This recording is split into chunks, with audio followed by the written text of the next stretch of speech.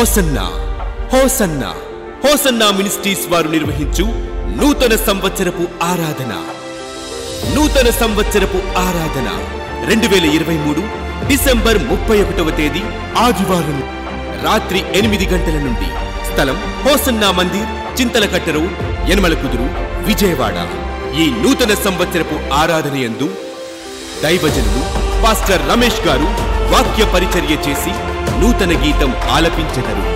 సన్నిధి నీకు తోడుగా రావాలి, నీతో ఉండాలి అని అనుకుంటే నీ హృదయాన్ని నీళ్ల వలె కుమ్మరించుకొని, నీ హృదయాన్ని పగలగొట్టి ఆయన సన్నిధిలో అవిధేయుడు అని ఒప్పుకొని కనికరాన్ని పొందుతావో ఆనాడు నీతో కూడా ఆయన సన్నిధి నడుస్తుంది. ఆయన సన్నిధి నీతో ఉంటుంది. నువ్వు వెళ్ళు మార్గం అంతటిలో నువ్వు ఎక్కడ అలసి సొలిసి సొక్కి సొమ్మసెల్లిపోకుండా ఆయన సన్నిధి నీకు విజయాన్ని ఇస్తుంది. నూతన గీతం పాడుకుంటూ నూతన వాగ్దానం పొందుకొని నూతన సంవత్సరంలో ప్రవేశించుదాం. రండి, ఆశతో రండి, ఆత్మీయ మేలును పొందండి. వివరాలకు సంప్రదించండి. Hosanna Mandir, Chintalakatta road, Yanamalakuduru, Vijayawada.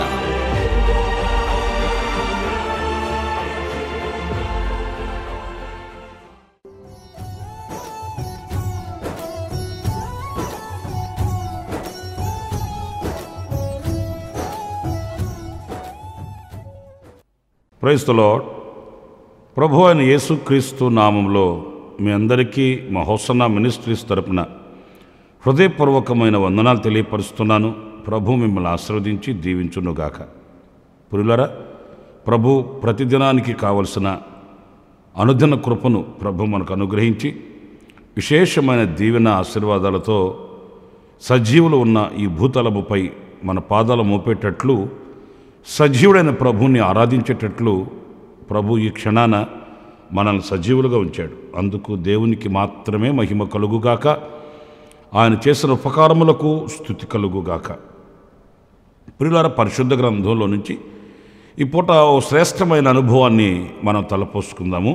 యెషయా గ్రంథం 57వ అధ్యాయం 18వ వాక్యాన్ని చదివినప్పుడు, నేను వారి ప్రవర్తనను చూచి తిని వారిని స్వస్థపరచుదును, వారిని నడిపింతును, వారిలో దుఃఖించు వారిని ఓదార్చుదును. చూడండి, ఎంతో శ్రేష్టమైన అమూల్యమైన మాటలు ఈ వాక్యంలో మనం గమనిస్తామండి. ఒక వ్యక్తికి కావలసిన దీవెనకరమైన అనుభవాలన్నీ కూడా ఈ వాక్యంలో మనం గుర్తించవచ్చు. అదేంటంటే, వారిని స్వస్థపరచుదును, నడిపింతును, ఓదార్చుదును అనే మాటలు నిజంగా మనం ప్రతిదినం ఆశించేవి, ఆయన దగ్గర నుంచి మనం కోరుకునేవి. ఇవి కాక మరొకటి ఉండవని నేను అనుకుంటున్నాను.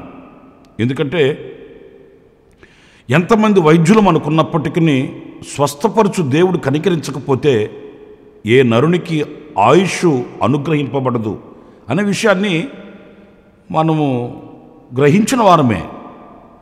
రెండవది, ఆయన మనల్ని నడిపించకపోతే ఒక్క అడుగు కూడా మనం ముందుకు వేయలేమండి. మనకు ఎన్నో ఉండవచ్చు, చదువులు ఉండవచ్చు, పదవులు ఉండవచ్చు, భోగభాగ్యాలు ఉండవచ్చు, ఇంకా ఎన్నో ఉండవచ్చు. కానీ ఆయన మనలను నడిపించకపోతే ఏ విషయంలోనైనా, ఆర్థికంగా, ఆరోగ్యంగా, ఆత్మీయంగా, కుటుంబపరంగా, వ్యక్తిగతంగాను ఆయన మనల్ని నడిపించకపోతే మనము నడవలేము, ఒక్క అడుగు ముందుకు వేసి సాగలేము అనే విషయం కూడా మనకు తెలుసు. అందుకే ప్రభువుని వేడుకుంటూ ఉంటాము, మనల్ని నడిపించమని, మనకు నాయకుడై ఆయనను ఉండమని మనం వేడుకుంటూ ఉంటాం. ఇకపోతే మూడవది, నేను వారిని ఓదార్చుదును అనే మాట. పురులారా, నేను ఒక మాట చెప్తాను. దేవుడు మనల్ని ఓదార్చకపోతే ఎవరిని వలన మనకు ఓదార్పు కలుగుతుందండి?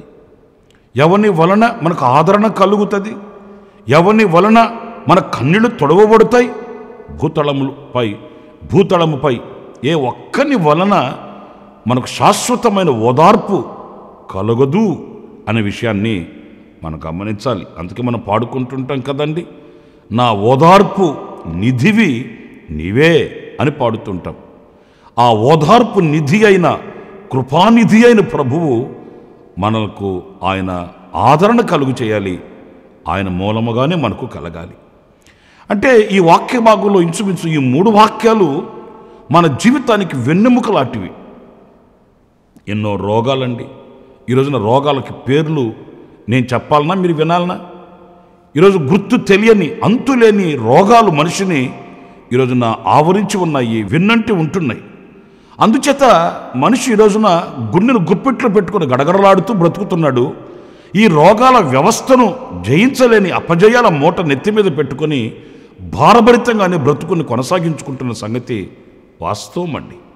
గనుక నా ప్రియ సహోదరులారా, స్వస్థపరచడమైన, నడిపించడమైన, ఓదార్చడమైన ఆ మహిమ కలిగిన దేవుడు, కనికరం చూపించగలిగినటువంటి, కటాక్షం చూపించగలిగిన కరుణామూర్తి ఆయనే మనకు ప్రసాదించాలి, ఆయనే మనపై కృప చూపించాలి అనే విషయాన్ని మనం ఈ వాక్యంలో గమనించాలి.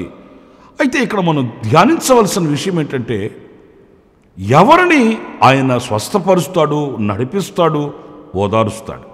ఇది మనం నేర్చుకోవలసిన పాఠం. ఎందుకంటే ఈ రోజున అందరూ ఆశించేవాళ్లే, కానీ పొందుకునే వాళ్ళు ఎంతమంది? నేను చాలాసార్లు చెప్తుంటాను కదండి, అందరూ బడికి వెళుతారు, కానీ కొందరే చదువుకుంటారు. ఎందరో గుడికి వెళుతారు, కానీ కొందరే భక్తి కలిగిన వారై ఉంటారు. వెళ్ళిన వారందరూ చదువుకున్న వాళ్ళు కాదు. గుడికి వెళ్ళిన వాళ్ళందరూ భక్తిని నేర్చుకునే వాళ్ళు కాదు. కొందరే కనిపిస్తారు. ఆ కొందరిలో మనము ఉన్నామా అనేది ఒక ప్రశ్న. వారిలో మనం నిలిచి ఉన్నామా అనేది ఒక విమర్శించుకోవలసిన విషయం అండి. ఇక్కడ చూడండి, ఎవరిని ఆయన స్వస్థపరిచి, నడిపించి, ఓదారుస్తాడు అనంటే ఇక్కడ మనకు మొదట్లోనే కనిపిస్తుంది, నేను వారి ప్రవర్తనను చూచి. ఇక్కడ కాస్త మనం ఆగి ఆలోచించాలండి. మన ప్రవర్తనను బట్టి ఆయన మనల్ని స్వస్థపరుస్తాడట. అంటే ఏదో మనం అడగాలి అని అడుగుతున్నంత మాత్రాన కాదండి. ప్రియమైన వారలారా, కొంతమంది అవివేకంగా మాట్లాడుతుంటారు. ఏమంటే మీ దేవుడు స్వస్థపరిచే దేవుడు అంటారు కదా, మరి హాస్పిటల్లో ఉన్న వాళ్ళందరం తీసుకొచ్చి ఇక్కడ పెట్టేస్తాం, వాళ్ళని స్వస్థపరిచేయండి అంటుంటారండి అవివేకంగాను. అందరినేమి స్వస్థపరచడు ఆయన. ఎవరిని స్వస్థపరుస్తాడు అని అంటే వారి యొక్క ప్రవర్తనను చూస్తాడు. ఎందుకంటే ఆ ప్రవర్తనను బట్టి వానికి ప్రతిఫలం ఇచ్చే దేవుడండి. వాని ప్రవర్తనను బట్టి ఆయన వానికి జీతం ఇస్తాడండి. వాని ప్రవర్తన గనక ఆయనకి సంతోషంగా అనిపిస్తే, చూడండి మీరు 37వ కీర్తన 23వ చరణంలో చదివితే, ఒకని నడత యెహోవా చేతనే స్థిరపరచబడును, వాని ప్రవర్తన చూచి ఆయన ఆనందించును. ప్రియులారా, మన దగ్గరున్న ధనమో, బలమో, జనమో, లేక ఆస్తి, అంతస్తులు, అందము, చందము, కులము, గోత్రము, వీటిని చూసి కాదు ఆయన ఆనందించేది. మనకు తెలియక మనం ఏం చేస్తున్నాము? తీసుకెళ్ళి అర్పణ ఇస్తే ఆయనను ఆనందింప చేయొచ్చని ఏదేదో తీసుకుని వెళ్ళి అర్పణగా పెట్టి ఆయనకు ఆనందాన్ని కలిగించాలని ప్రయాసపడుతున్నాం. ఏదో సమర్పిస్తే, ఏదో కూడగట్టి మూటగట్టి ఆయనకి గనక అర్పిస్తే ఆయన ఆనందిస్తాడేమో అనుకుంటున్నాం. కాదు ప్రియులారా, మన ప్రవర్తనను బట్టి ఆయన ఆనందించువాడట. ఆయన ఆనందించిన వాడే అయితే తప్పనిసరిగా మన ప్రవర్తనను చూచి ఆనందించిన దేవుడు మనల్ని స్వస్థపరుస్తాడు, మనల్ని నడిపిస్తాడు, మనల్ని ఆదరిస్తాడు. చూడండి, పరిశుద్ధ గ్రంథంలో ఒక వింతైన చరిత్ర చదువుతామండి. రాజుల 2వ గ్రంథం 22వ అధ్యాయంలో మనం గమనిస్తామండి. నేను ఆ మాటల్ని మీకు వినిపిస్తాను. చూడండి, మొదటి వాక్యం దగ్గర నుంచి. యోషియా ఏలనారంభించినప్పుడు 8 ఏండ్ల వాడై యెరూషలేమునందు 31 సంవత్సరము ఏలెను. పిల్లలు, ఈ మాట కాస్త ఆశ్చర్యమే కలిగిస్తుంది కదా. ఎందుకంటే ఈ యోషియా ఏలనారంభించినప్పుడు 8 ఏండ్ల వాడై, అతని వయసు అంతా ఆశ్చర్యం కాదండి. యెరూషలేమును 31 సంవత్సరం వేలాడంటండి. బాబోయ్, మన వాళ్ళకి 5 సంవత్సరాలకి అవిశ్వాస తీర్మానాలు వచ్చేస్తున్నాయి. 5 సంవత్సరాల పరిపాలనకే తల కింద పెట్టి కాళ్ళు పైకి తపస్సు చేయవలసి వస్తుంది. కానీ యెరూషలేమును 31 సంవత్సరం అతడు ఏలాడు. ఏలడం మాత్రమే కాదు, ఏ సంవత్సరంలో అతడు రాజుగా అభిషేకించబడ్డాడంటే 8 ఏండ్ల వాడే. ఇప్పుడు మన ఇండ్లలో 8 సంవత్సరాల కుర్రాళ్ళు ఉంటారు కదండి. తల్లిదండ్రులు ఎంత వ్యధ చెందుతుంటారో వాళ్ళని బట్టి. ఒక తల్లి నా దగ్గరకు వచ్చి ఎంత ఏడ్చిందంటే అంత ఏడ్చిందండి. నాకు అర్థం కాలేదు, ఏంటో ఈ బాధ అని. ఏంటమ్మా, కాస్త మీరు నిమ్మలంగా చెప్పండి ఎట్లా అంటే, ఆమె ఏడ్చిన ఏడుపుకు కారణం నాకు ఆశ్చర్యం అనిపించిందండి. ఒక చిన్న కుర్రోడిని చూపించి ఆమె అంటుంది, అన్న వీడి అల్లరి నేను తట్టుకోలేకపోతున్నాను, చచ్చిపోవాలనిపిస్తుందన్న అని చెబుతుంది. ఏది అంత ఏడుపు ఏడ్చి, ఏది ఆ చిన్న కుర్రోడండి. ఏమండి నేను ఒక మాట చెప్తాను, 5-6 సంవత్సరాలు 3-4 సంవత్సరాలు కుర్రాళ్ళు మరి అల్లరి చేయక ఎక్కడ కూర్చోబెడితే అక్కడ గుట్టుగా కూర్చొని బైబిల్ చదువుతారా? ఆ వయసు ఎలాంటిది? 4-5 సంవత్సరాల కుర్రోడిని చూపించి ఆడ అల్లరి తట్టుకోలేకపోతుందట, చచ్చిపోవాలనిపిస్తుందట. నాకు ఎక్కింది కిక్కు. నేను కూడా ఏమన్నానంటే, నీ ఏడుపు చూస్తే నాకు చచ్చిపోవాలనిపిస్తుందమ్మా అన్నాను నేను కూడా. ఎందుకంటే ఆడి అల్లరి తట్టుకోలేక ఆమె చచ్చిపోవాలనిపిస్తుందట. వాస్తవమే. మరి ఇక్కడ చూడండి, యోషియాను గురించి మనం చదివినప్పుడు 8 ఏళ్ల వయసు. ఈ 8 ఏళ్ల వయసు కలిగిన వాడు 31 సంవత్సరం. పిల్లలు ఒక మాట చెప్పనా, అంత కృప దేవుడు అతనికి ఎందుకు ఇచ్చాడు, దేవుడు అతన్ని ఎందుకు అంతగా స్థిరపరిచాడు అని అంటే, అక్కడ మనం చదవవలసింది ఏంటో తెలుసా అండి? 2వ వాక్యం మనం చదివితే, అతడు యెహోవా దృష్టికి యథార్థముగా నడుచుచు. కారణాలు లేకుండా ఏముండవండి. ఒక వ్యక్తి దీవించబడ్డాడు అంటే, ఒక వ్యక్తి ఆశీర్వదించబడ్డాడంటే, ఒక వ్యక్తి స్థిరపరచబడ్డాడు అని అంటే, ఒక వ్యక్తికి ఘనత కలిగింది అని అంటే కారణాలు లేక ఏమీ ఉండదు. మన దేవుడు ఎవరంటే అగ్నినేత్రములు కలిగినవాడు, హృదయ అంతర్భాగములు చూసేవాడు. ఆయనకు మరుగైన చోటు చాటు ఏది కూడా లేనేలేదండి, లేనేలేదు. ఎప్పుడు కూడా ఆయన పాపాన్ని సమర్థించడం కానీ, అవిధేయతను ఆయన చూడకుండా ఉండడం కానీ జరగని పని. ఈ సృష్టిలో ఏది ఆయనకు మరుగైనది లేదు. మానవునిలో ఆయనకు చాటైన చోటు ఏది కూడా కనబడదు. ప్రతి పరమాణువుని పరీక్షించి చూడగలిగిన శక్తిగల దేవుడు మనం ఆరాధించే మన ప్రభువు అండి. పిల్లల 31 సంవత్సరం దేవుడు అతనిని ఆశీర్వదించి రాజరికములో అతన్ని ఘనతగా ఎందుకు ఉంచాడంటే, అతడు యెహోవా దృష్టికి యథార్థముగా నడుచుచు కుడి ఎడమలకు తిరుగక తన పితరుడగు దావీదు చూపిన ప్రవర్తనకు సరిగా ప్రవర్తించెను. చూశారండి, మరి ఆ ప్రవర్తనను చూసే దేవుడు అతన్ని ఆశీర్వదించాడు. మన ప్రవర్తనను చూచి ఆ రీతిగా ఆయన ఎందుకు ఆశీర్వదించడు? మనం అడగడం మాత్రం అడుగుతాం, ప్రార్థించడం మాత్రం ప్రార్థిస్తాము. కానీ ప్రవర్తన విషయంలో మనం ఎలా ఉన్నాము అనే ప్రశ్న మనం ఏనాడు కూడా వేసుకోము. మనల్ని మనం గణపరుచుకుంటూ మోసపోతుంటామండి. ప్రియమైన దేవుని బిడ్డలారా, ఈ రోజున ఆ యథార్థమైన ప్రవర్తన, నీతి కలిగిన ప్రవర్తన, దేవునికి అనుకూలమైన ప్రవర్తన మన యందు కనబడితే, మన యందు ఆయన ఆనందించగలిగితే, ఆనాడు కాదు ఈనాడు కూడా ఆయన అద్భుతాలు చేస్తాడు. ఆనాడు కాదు ఈనాడు కూడా ఆయన విమోచన కలిగిస్తాడు, మనల్ని ఘనపరుస్తాడు, మనల్ని అంచెలంచెలుగా అందని కృపలోనికి ఆయన తీసుకుని వెళ్తాడు కదా. మరి ఈ రోజున ఈ యథార్థమైన ప్రవర్తనకి మనం ఏమని సమాధానం చెప్పగలమండి? మనం చేసేవన్నీ వంచనకరమైన అనుభవాలు. మీకు అర్థమవుతుందని చెప్తున్నానండి, మరోలా ఎవరిని కించపరచాలని కాదు. దైవజనులు మన ఆత్మీయ తండ్రి యేసన్న గారు ఒక రోజున ఒక ఫ్యాన్సీ స్టోర్లో ఏదో కొనుక్కోవడానికని వెళ్ళాడంట. ఆ సేవ ప్రారంభ దినాల్లో ఒక ఫ్యాన్సీ స్టోర్లో ఏదో కొనడానికని తల ఉంచుకొని లోపలికి వెళ్ళాడు. యేసన్న గారు లోపలికి వెళ్ళగానే యేసన్న గారు చూడక మునిపే ఆ ఫ్యాన్సీ స్టోర్లో ఒక సహోదరి యేసన్న గారిని చూసింది. ఇక యేసన్న గారు లోపలికి వెళ్ళి తలెత్తి చూడగానే ఆమె ఎదుటిగా నిలబడింది. ప్రార్థనా మందిరానికి వచ్చామే. వెంటనే యేసన్న గారిని చూసామే యేసన్న గారికి వందనాలు చెప్తూ ఒక వింతైన ధోరణి ఏంటంటే, ఇలా నెత్తి మీద కొట్టుకుంటున్నట్టుగా వందనాలు అన్నా అని ఇట్లా ఆగిందట. ఏంట్రా వందనాలు అంటే ఇట్లా అంటారు కదా, ఈమెడేంటి నెత్తి కొట్టుకుంటుంది అని తీక్షణంగా చూస్తే ఏమీ లేదు అక్కడ. ఈమె దేవుని మందిరంలో కనబడేటప్పుడేమో సాదా ముఖంతో కనబడుతుంది.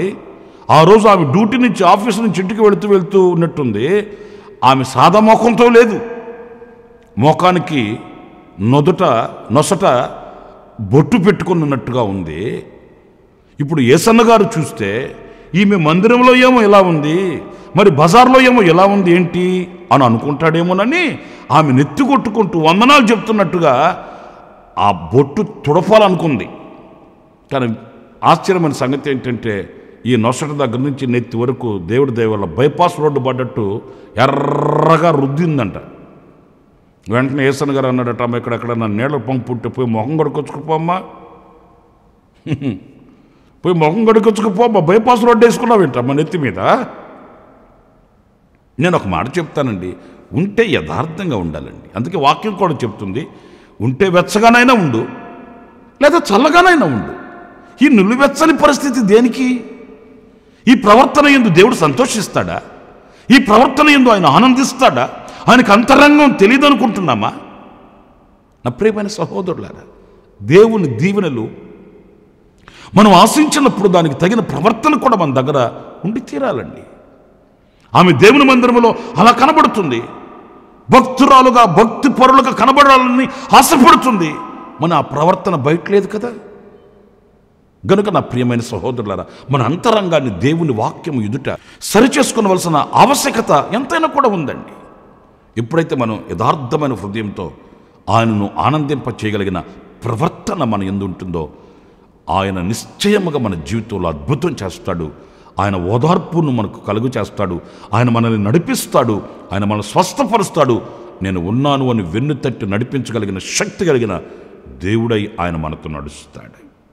మరొక మాట కూడా నేను మీకు జ్ఞాపకం చేయనా?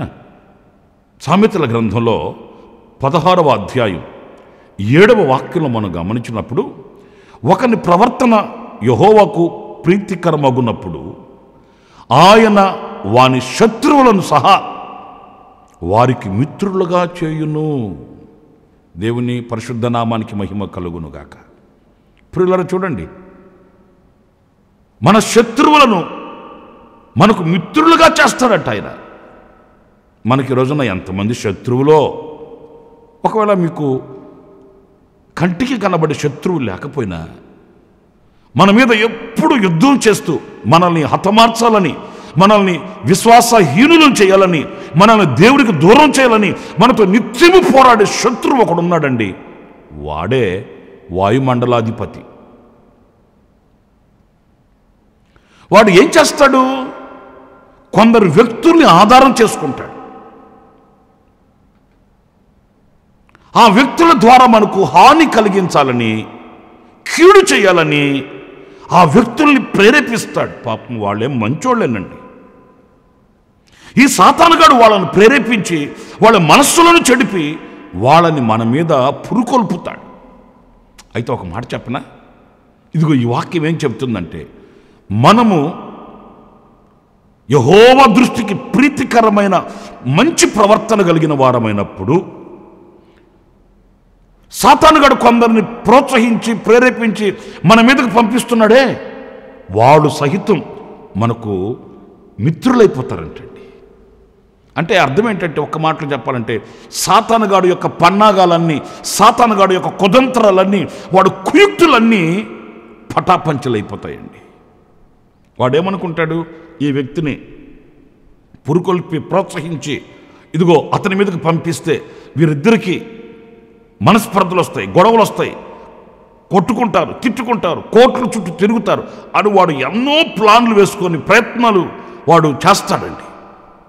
అయితే మనం గనక దేవునికి ప్రీతికరమగు ప్రవర్తన గలవారం అయితే మనకు హాని చేయాలని, కీడు తలపెట్టాలని వచ్చిన శత్రువు కూడా మనం చూసినప్పుడు అతడు మనకు మిత్రుడైపోతాడట, స్నేహితుడైపోతాడటండి. మనమేమి వాళ్ళకి డబ్బులు ఖర్చు పెట్టాల్సిన అవసరం లేదు. మనమేమి మన కులాన్ని ప్రత్యక్షపరచుకోవాల్సిన అవసరం లేదు. మనమేమి వాళ్ళ కాళ్ళకి దండం పెట్టాల్సిన అవసరం లేదు.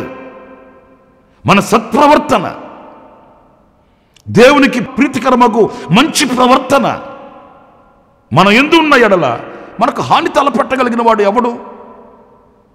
ఈ రోజున అనేకుల వ్యక్తిగత జీవితంలో మనం గమనిస్తే ప్రియులారా, శత్రువు వారిపై విజయం సాధిస్తున్నాడు. శత్రువు ఎప్పుడు వారిపై కంకణం కట్టి కాలు దువ్వుతున్నాడు. శత్రువుల చేతిలో ఓడిపోతున్న విశ్వాసులైన వారిని కూడా మనం చూస్తున్నామండి.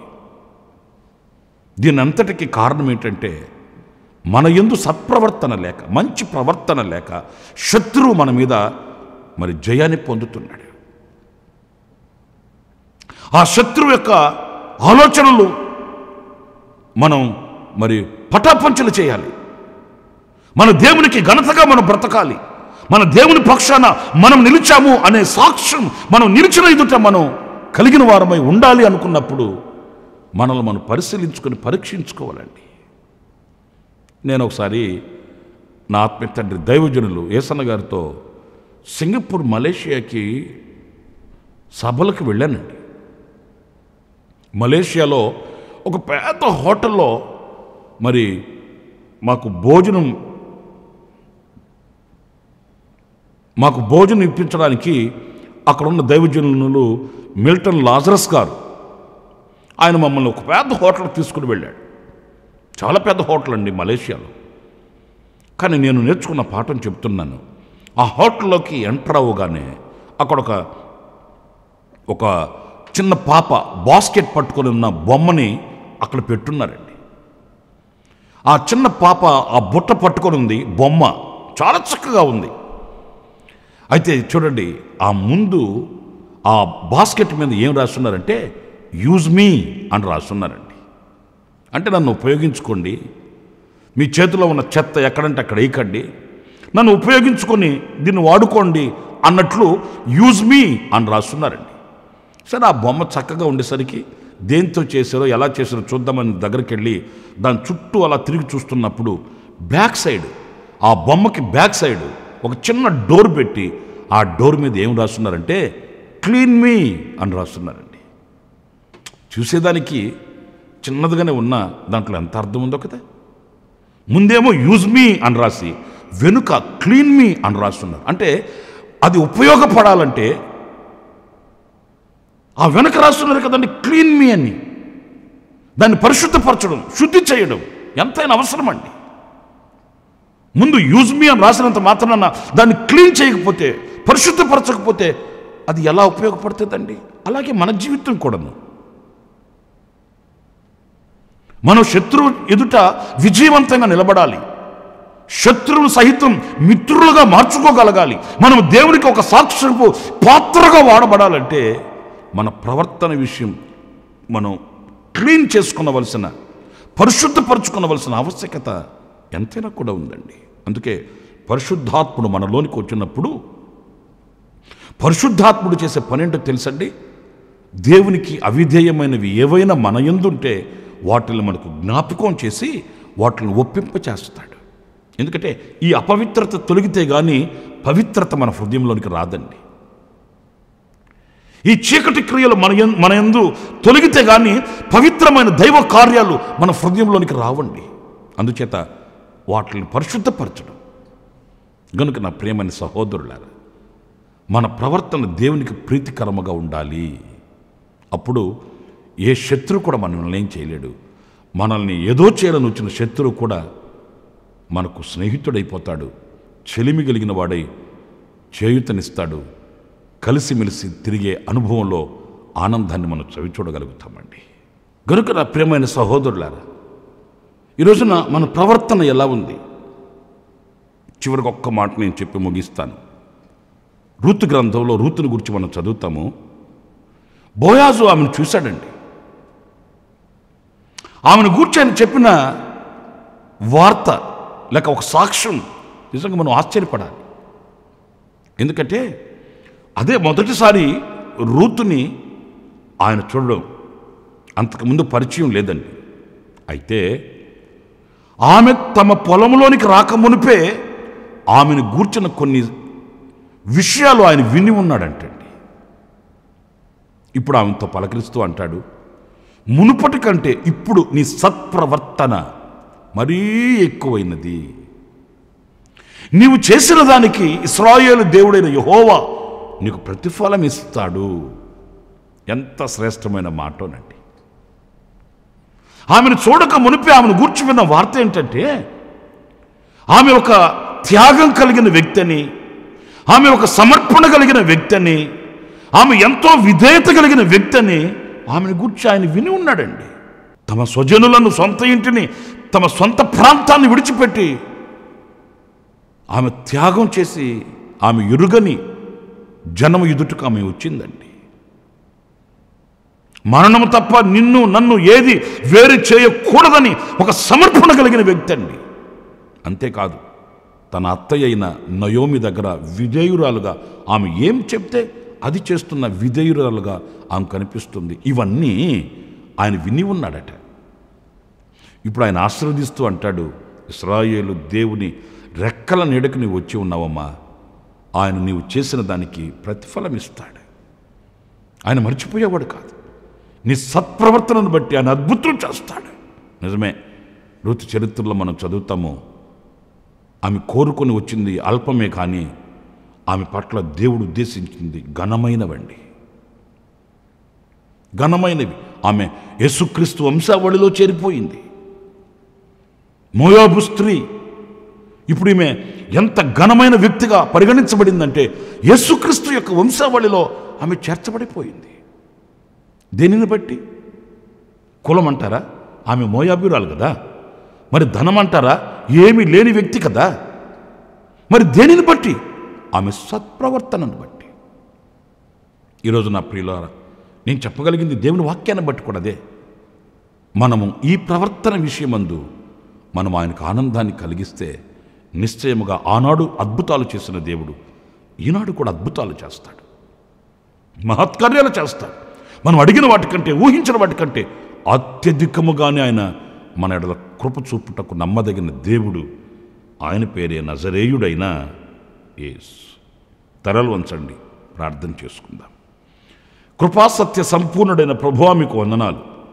నాయన, మా ప్రవర్తన విషయంలో మేము ఎలాంటి వారమై ఉండాలనో నీ వాక్యపు వెలుగులో మేము సరిచేసుకోవడానికి కృప చూపించినందుకు స్తుతి చెల్లిస్తూ ఉన్నాను. నాయన, గొప్ప దేవుడవు, మహోన్నతుడవు, మమ్మల్ని ఎన్నటికీ చేయవిడిచే దేవుడువు కాదు.